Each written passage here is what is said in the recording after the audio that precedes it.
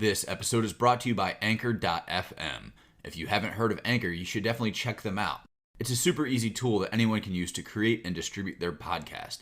It has everything you need, and you can do it all from your computer or even your phone. Need your podcast cover art? There's a tool. Music and sound effects? They have you covered. Want to record on the fly? It's easy with the app. Now you may be saying to yourself, I already have a podcast. No worries, just create your account, upload, and publish to Spotify, Apple Podcasts, and many more. Looking for some walking around money? Anchor connects you with advertisers who match your brand. It's a one-stop shop for all of your podcasting needs. Download the free Anchor app or go to Anchor.fm to get started. You're listening to BizQuik. This is where Julie and Corey provide quick and useful information to small business owners.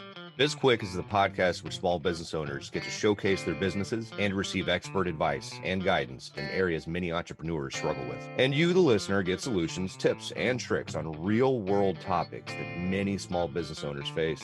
Julie and Corey are the experts small businesses hire when they need solutions.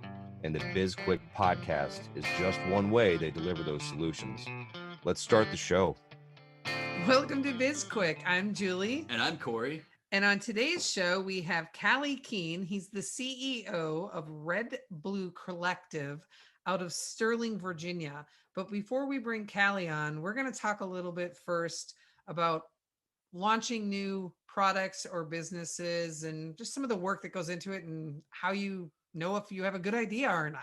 Yeah, and the reason we're talking about that is because Callye has launched a couple different things in his life. He's created some products. He's a coach, a consultant. He knows the ins and outs of creating brands, creating products, and all of that. And before we talk to him about how to do it successfully, I think that we're going to talk about some of maybe the less successful ventures. Successful ventures, yes. And if ever there was a guy who you would say, look at the big brain on Brad, it's Callye Keen, because that dude is smart. So, and I mean that in the most authentic way possible. He's a good dude. Yes. You ever have any? Did you ever create a new product or launch anything like that? I've had a couple of things where I was like, oh, this would be a cool idea, or I wanted to do this. I'm a big fan of hot sauce. I started making my own hot sauce years ago, probably like 5-6 years ago. And thought, oh, hey, I could probably do this like as a kind of a side hustle or whatever. I got so far as to creating an LLC. I bought some. Did you buy the domain? Yeah, I own the domain. I own a lot of domains. Do you still own the domain? I do still own the domain. So yeah, I got so far. I had sample bottles, I had recipes, I had everything ready to go, but it was one of those things. I just wasn't committed. It was the hot sauce industry in general is just saturated to begin with. And so trying to come out with a new brand and not really a budget to do it, it just fizzled out. So I just enjoy my own hot sauce at home, and that's that. What about you? It sounded super dirty. Yeah, it does sound terrible now that I said it out loud. I enjoy my own hot sauce at home. Okay, it's not that kind of show. Yeah, so. Exactly. Well, tell us about your great ideas. I don't know that I don't think I've ever like really had many great ideas for like product launches. I remember in November of 2013. So that is important, the year, right? Because it wasn't like it was yesterday, and this is a very common thing now. But in November and into December of 2013, me and my nephew Hanson had two brilliant ideas. And I mean, brilliant.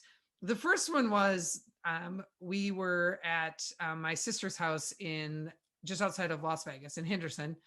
And we were super hungover, and we were watching football, and we needed to charge our phones. And we thought, wouldn't it be amazing if there was outlets in the sofa that we could? And so, we like built out like this whole prototype of what that would look like. And then 2 days later, my sister's husband informed us that was already on the market.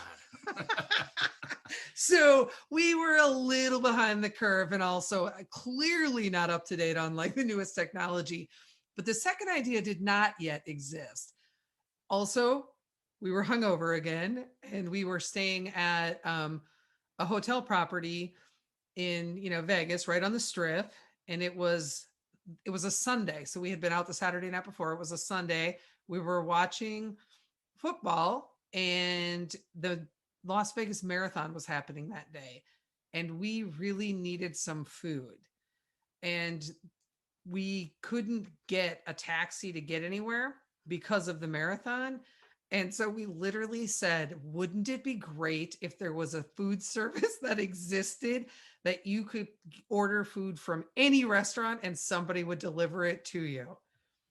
And now we have Uber Eats. Uber Eats and DoorDash. And I Yeah. swear to you, in 2013, Hanson and I had that idea and did nothing with it. And every time I see that memory come up on Facebook, I want to just smash my face because I'm like, oh, man, I could own Facebook right now. But what would you have done with it, though, realistically? Like, you mean like, as in like launching the idea? Yeah. I don't know. I mean, listen, I've never been like afraid of like hard work, but I don't know that I had the network of people to pull that off or to even to ask about it at that point. Millions and millions of dollars of venture capital that you would need to launch it. Right. Yeah. I'm a lot smarter now in 2020. Well, okay, I'm smarter now. And I know more people. Maybe that's it. My network is better now. There you go. My network is significantly better now. But yeah, we had that idea. And it's funny because there's a lot of things out there, and I'm sure everybody's had that idea where they're like, oh man, I thought about this back in whatever. But the fact that you thought about it doesn't make that unique.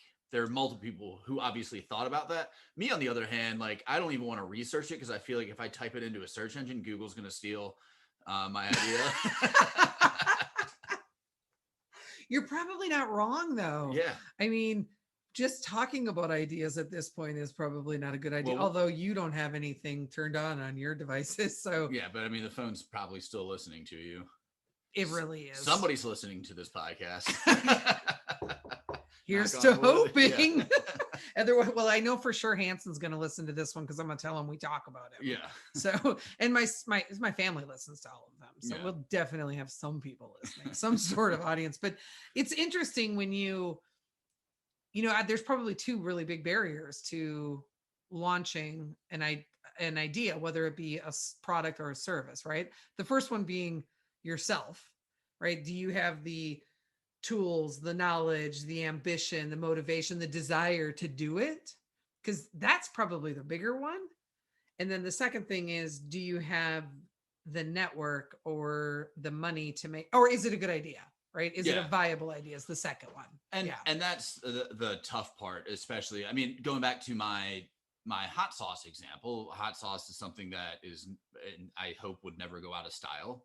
So it's something that people use, something people will continue to use.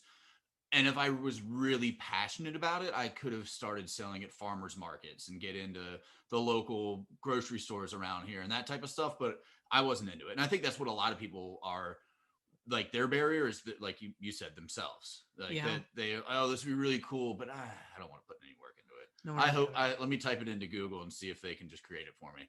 Right. I mean, people are kind of lazy. Yeah. So that is true, but it's interesting because, I guess so many times, and we've had this conversation ourselves just about our own business, right? When we first started and about our book, right? Where everybody's like, oh, that's such a great idea. That's such a great idea. And we're like, are our friends and family just lying to us because they don't want to hurt our feelings? And so everybody kind of needs somebody that they can go to say, hey, I have this idea. Can you tell me if it's good? And that person actually be willing to tell them the hard truth of, dude, don't do it. That's a great point, especially when you're talking about somebody who's passionate about whatever it is that they're talking about. Oh, I've got this great idea and it's going to solve this problem or whatever. And you just have to look at them and say, I don't think that's a good idea. Yeah. And sometimes you're like, because we've talked to a few people who have called us and they've had these ideas for a service or a product, and we're like, we get off the phone with them and we're, we have the conversation of, did I just not get what they were trying to do? Or like, am I not the target market? Is that why I thought that's the worst idea I've ever heard? Or like, sometimes just like, maybe I'm just missing something, but really, I mean, I think in general, you kind of can see if an idea is going to be a good one or not. Yeah. Well, with that said, let's gather up some ideas and bring Callye on and see if he can get us in the business of delivering food to your electric couch. Fair enough. All right, we'll be right back after this message. Hey everyone, we wanted to tell you about our latest course, Foundation 52, that will be available on February 15th. This course is built to provide tools and techniques every week of the year and is designed to improve your small business. If you're thinking about starting a business, this is a great resource for you as well. We walk you through sales, customer service, disaster planning, growth strategies, and so much more. Head on over to SB Pace to sign up today. Welcome back. We've got Callye Keen of Red Blue Collective out of Sterling, Virginia. Welcome, Callye. Hey, how's it going, Julie? It's good. It's nice to have you. Yeah, it's nice to be here. Thanks for having me on. Yeah. Yep. So let's start by talking about Red Blue Collective and what exactly that is. Yeah, so the name's derivative because from having that technical acumen and having that creative drive, and really those two things combined is what creates great products, right? All of the wonderful products that we enjoy today, they have that beautiful pairing and those two like seemingly dichotomous ideas. So Red Blue Collective is us as a community, a network coming together with both of those elements to help people grow businesses, create amazing products, change our lives, change the world, all those beautiful things. Great. So I know that from previous conversations that you're into manufacturing products, coming up with ideas, doing all sorts of crazy stuff. I've only met you a couple of times, but Julie's said many things, many nice things, many great things about you, including the $700 fidget spinner and all of that. So can you tell us a little bit about like how you create those ideas and how you get people to buy a $700 fidget spinner? Yeah, so like important takeaways from that, and it was really, that was an experiment to show people about perceived value and why brand equity and having a great offer isn't based on cost. It's based on our perceptual value that we place on something. So the experience of it, it's a connection, the emotional elements to it. So that's important. I mean, that's why this is $700 and it's a sculpture versus a $1 thing that you got at a trade show that you threw in the garbage, right? And I want everyone to look at what they're thinking about and say, well, Callye did this absurd thing. Like, what is the absurdest value equivalent of what I'm doing? What's the $700 fidget spinner version of what I'm doing? And then work backwards to find how do I create a brand promise and offer and the partnerships that put me in the place where I can basically be the Michael Jordan of fidget spinners, right? You know what I'm saying?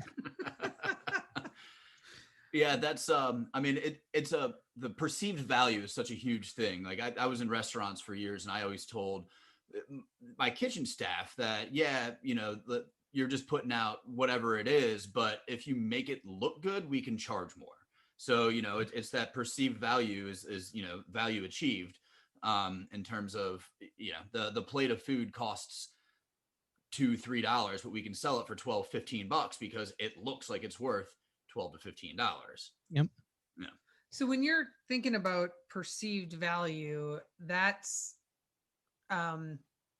you, the creator, the manufacturer, the owner of this thing, telling someone what the value is through copy and through, in some instances, video or image, right?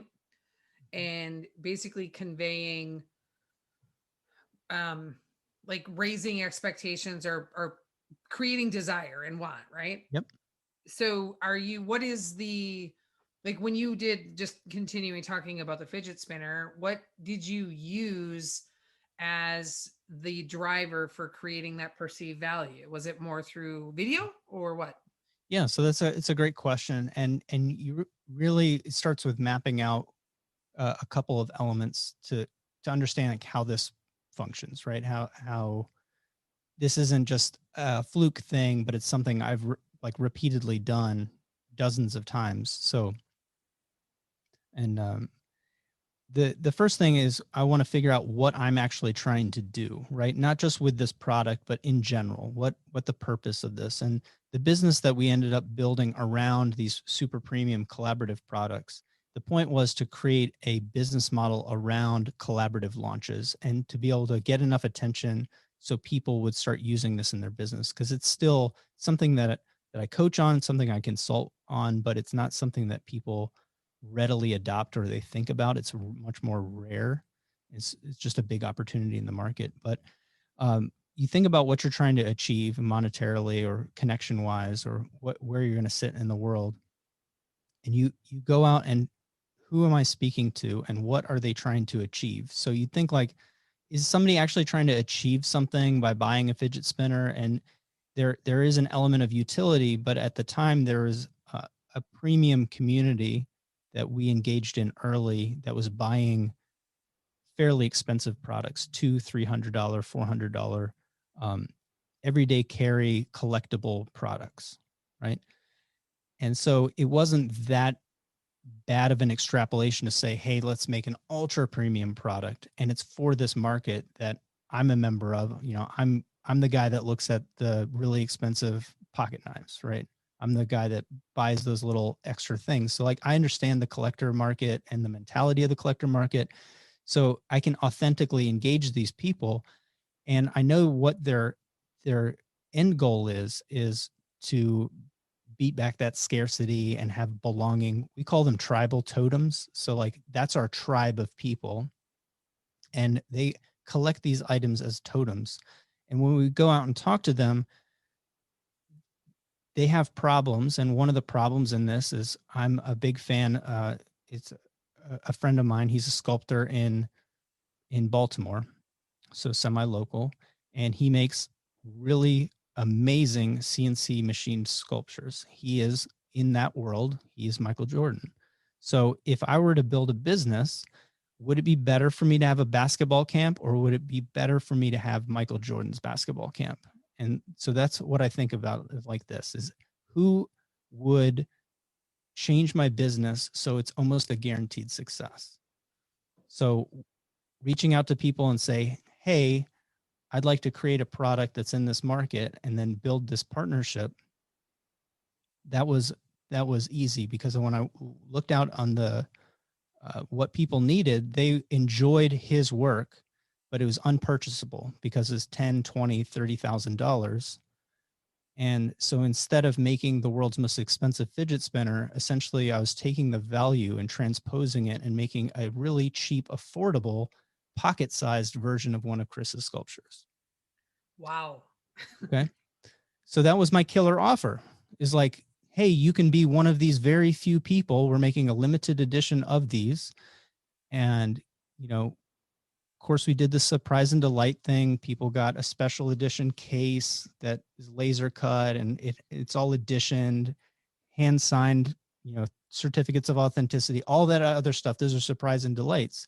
But what we did is we took people along the process, and I showed them from the sketches to the renders to going over to Chris's place, to Chris coming over to my place and machining the first ones. And then they're all made in an aerospace manufacturing facility right here. Well, it's where I am right now. And walking along the journey with everyone. So by the time that we released a little short video, this thing, and said, hey, it's open, boom, they sold out, right? We sold half of them like the first little tiny bit. And the only downside to that, and you saw this piece of content the other day, is that one time when I was traveling to China, like, these got ripped off worldwide. I got sent a dozen different knockoffs of them. Of course, nobody that's going to buy a $15 version of this product is going to, you know, debate, should I get this authentic $700 thing or this $15 thing that's made out of plastic? But it was like, tripped me out to just be randomly walking with my friend in Shenzhen in the market. And I was like, look at all these spinners. I know every single person that actually made the real version of this thing. and here's mine. And like I had a picture of it holding up to my eye. I took pictures with the people in the stalls. Like these are the people ripping off my product. It was really trippy, but those kind of things happen. But I mean, I hope that makes sense. It's like really, we tried to figure out what we wanted to achieve, who we were going to work for, who we were going to work with, and what was like a 100x value of what we would charge, which is about 200% over the market. So it's like, how can I give somebody $20,000 worth of value for under $1,000, but still be 200% more than the next highest competitor? Yeah. Well, I mean, first off, it makes sense. And I got a lot of thoughts running through my head right now, and that's usually Corey that has a lot of thoughts running through his head. But it's almost like you sat down and what I kept thinking was begin with the end in mind, right? You knew where you wanted to land. You had a built-in audience with Chris's admirers and people that want to buy his stuff but are just priced out of the market. And I know a guy who you can get some really nice knives from. Really nice knives. So that's fascinating to me. And do you think that approach works with both product and service? And I'm curious how much of that same methodology you use in your new coaching that you're doing. Yeah. So to add another dimension to this is like that project came off of the tails of, I did a campaign called Start to Kickstarter, Launch in 20 Days. And I started with a clean sheet of paper, and I disclosed and walked people through my whole framework and showed them how I went from no product to live launch on Kickstarter in 20 days. Then we did the pre-orders. I showed them how like I came up with it, how I validated it, how we ran the ads for it, like how we did the landing page, like every single thing. And actually used people's purchase of those seminars to fund the prototyping. Because here's the thing, and not to get too involved in this, is like I went out and I've spoken like everywhere locally, and people have the same excuses. Like, I don't have enough time. I don't have any money. I don't have any skills. Like, I'm too wishy-washy, whatever their thing is. So I said, hey, I'll do this in this really compressed time frame. I'll only use resources that are available at the makerspace, not at my manufacturing facility. And I'll only spend as much money on this as I can raise through the seminars. So I showed people every stage of the process, and we were successful. We raised $30,000 on Kickstarter and 10 something like in pre-orders after that. But then people have more excuses, and they were like, well, fidget spinners are dumb. And this is before they really popped off, right? And coincidentally, we ended up looking like wizards, but we sold a $200-ish fidget spinner on Kickstarter, and people were like, they need to be $5. Like, nobody will ever buy fidget spinners. This is a stupid idea. Like, how would you scale this? I'm like, I'm going to show you how to scale a niche product. So I actually did another series of seminars. So believe it or not, this whole thing with Chris, I told people what I was going to do, and I actually had speaking engagements showing them every step of the way, as well as putting it online. And I mean, I still get the same response from people, but I just like, there's not a whole lot I can do at this point, But to your point, yes, this is actually derived from my more successful B2G and B2B products that I sell. I sell really expensive server racks, so they're about 10 to 20 times the price of a normal server rack, but they solve $1 million or $1 billion problems, right? So they're inexpensive for what they do, but they're really, really expensive if you compare it to a server rack, because they're $800. That's a fidget spinner. I sell a shielded enclosure that happens to be in the form factor of a convenient server rack. So, but yeah, so I use the same technique, including like how we partner with people, how we make the offers, how we go to market, and that scales up to 7-8 figures in that. So to demonstrate this again, I am actually going to launch a new campaign and show people how you do this in 2021 we're not going to make a fidget spinner. So don't worry, Julie. It'll be a new product, new I'm market. excited. Whatever it is, I'm going to buy one. Yeah. So you have some ideas, but like we're going to film the whole thing because I've got Bobby now. I've got a videographer. We have the podcast. I have a lot more friends than in 2016, but I'm going to put it all out there and have people follow along. So we'll come up with some mechanism for people to follow and subscribe and do some kind of like, private live video and talk about it. But we're going to go from searching around, finding a product, figuring out how to validate it, which I spent a lot of time trying to be smart. Now I do things the dumb way. I just ask people what they need, pick some things, and then ask them if they like it. If enough people like it, I'll do it. So this is probably if 1,000 people say, "Hey, Callye, I would buy that," I think maybe 100 of them will follow through. So like it's worth doing, right? Sure. And I can make things complicated, but we're going to do things really, really simple so everyone can follow along. Like I'm not going to use any like super crazy techniques, but I'm just going to use my network. So my manufacturers, my marketing people, show people the whole process. And then when we're done, I'm going to get rid of the business. So you'll see how to come up with an idea, build it, sell it, launch it like crazy with influencers, and then sell your idea. So just get out of it. So that's what people want, right? Yeah. Well, I think a lot of people out there have ideas, and that brings me to my next question, which is how do you tell somebody that their idea is not good? Yeah. So, the statistics for ideas are not so fantastic, right? You can look at what are the rate of commercialization in patents. So I kind of got a little bit of local fame because I was speaking at USPTO and I said that if I ran the same business model as them, I'd be thrown in federal prison because they sell a dream that doesn't exist. They sell that you have a monopoly on an idea, which is demonstrably not true. And monopoly is on ideas that have no value. So a million times zero is still zero, right? But like 96% of patents are not commercialized to the point where they pay back the patent cost, right? So that's the first aside.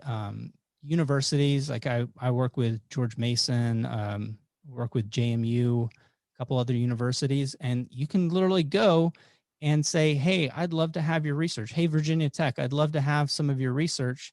They can't even find it. They haven't even cataloged it because it's that worthless. That's how valuable ideas are. If you ever have a business and you'd like to add ideas, add IP to it, you can buy intellectual property that's uncommercialized for like literally fractions of a penny on the dollar for developing it because it's so underutilized. And so I know everyone has ideas, and ideas are what help us pivot when we have a business. It helps us be creative. It helps us think in the moment. So ideas are valuable, but like they're way overrated, right? I would rather have a bunch of people that believe in me and then be able to ask them what they want and then have a lot of ideas about how to solve that. But people come up with shower thoughts and then they upheave their entire life because like they had a fleeting moment of inspiration, right? So I say ideas are inspiration, right? But we have to be experts about our customers' problems. We have to be solution agnostic, right? No, that's great. It is. And I was kind of over here starting to sink down a little bit because, I am the idea machine on this team. And every time I have one, Corey's like, oh God, not another one. And you just sort of validated for him that I need to stop having so many ideas. Well, so like coming up with a framework to test ideas rapidly is very valuable. Being able to try them out and pitch them. So if you can create maybe an inner circle of your customers, right? Almost like a board of customers, and you can get that voice. In startups, we'd call them early adopters, right? In branding, we'd call them brand advocates. In business, in like B2B, B2G business, like Baldrige would call them voice of the customer. But if you can find those people and you can say, hey, would this change your life, right? And people are looking for incremental ideas, which are great at improving your business. But if you're talking about improving somebody else's business, like that whole idea of Kaizen is not good enough, right? You're fighting nothing is your biggest competitor. Getting people to change what they're doing. If they're already doing something that doesn't work, and then you're saying, hey, disrupt your life even more and try this thing that I had an idea doing, it better be really good, right? It better be good enough where they're like, I think I'll ruin my life if I don't jump on this right now.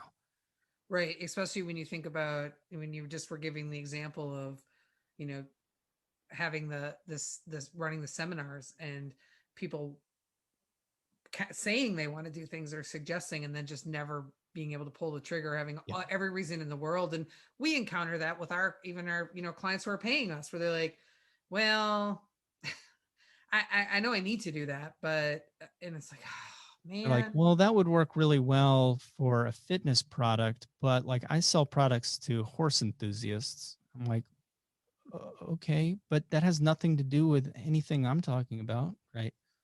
Or this, I want to hire you because I'm tired of being so busy that I don't have time to do anything but work. And then I've got to cancel my weekly meeting with you because I'm too busy to have the meeting. That's a regular problem. You gotta find your fee in time. Yes. Did you say you got to find your fee and your time? You got to find your fee in their time, right? What does that mean? Use So more like words. if you say, hey, you have to commit to me 3 hours a week, 1 hour for the phone call and 2 hours of follow up on homework. Our immediate goal is for me to find 3 to 5 hours in your schedule. So I'm going to get you that, and then you're going to give me half of it. That's brilliant.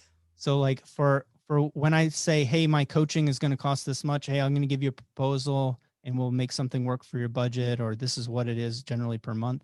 That's my goal, right? We've talked about this before, is find my fee. So I know that at least I'm going to talk to you for 1 hour, and in that hour, I'm going to give you something that will pay for my fee for the rest of the engagement, right? And then everything else is like, hey, man, I know you're paying for it, and we started using this strategy that it covers this month's cost. Maybe it covers the first 2 months cost or whatever, but like, we've got to keep going. I got to keep finding my fee. So help me find my fee. I'm going to put this out there, meet me halfway. So I'll make you 25K and I'll bill you 2,500. Right. Yeah. That's a really good approach, right? Because it's like, you're paying us regardless. So like, let's help us find that for you. Yeah. Help me find it. We'll split the difference. I like that approach. All right. I think we need to start wrapping up, though this was fascinating and we could go on and on. Thanks so much for being here, Callye. Do you want to tell our listeners how they can find you? Yeah. Well, I think we'll be using the End Hype podcast as a hub of a lot of the activities. You can find me on most platforms, and you can DM me if you have questions, and that's open for anybody. But check in with me on End Hype. We're going to have a lot of people coming on that are going to speak to this campaign, this new project that I have coming out, and so a lot of the content's going to be around why that works. And so I think that's a good place for people to get some value. So if you're into the idea of transforming product ideas, or really just ideas, into a business reality, that's my tagline. And if that sounds appealing to your audience, just come over to the podcast. Yeah, I can't wait to follow along. It's going to be really interesting.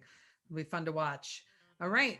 Thank you. Thanks to our listeners. And we'll put all of Callye's information in the show notes. Yes. And you can connect with us on social media. We are on LinkedIn, Twitter, Instagram, and Facebook.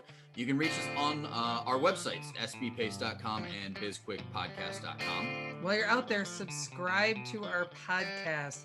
Give us a like and a review. We love feedback. We do. And you can reach out about any topics that you might want us to cover, or if you want to be a guest on the podcast, head on over to bizquickpodcast.com. We got a simple form out there for you to fill out. We also have a #1 bestseller on Amazon. It is a book. It is called Seriously Now What? A Small Business Guide to Disaster Preparedness. And it has a digital workbook that goes along with it. I'm Julie. And I'm Corey. And this was BizQuik, helping small businesses across America.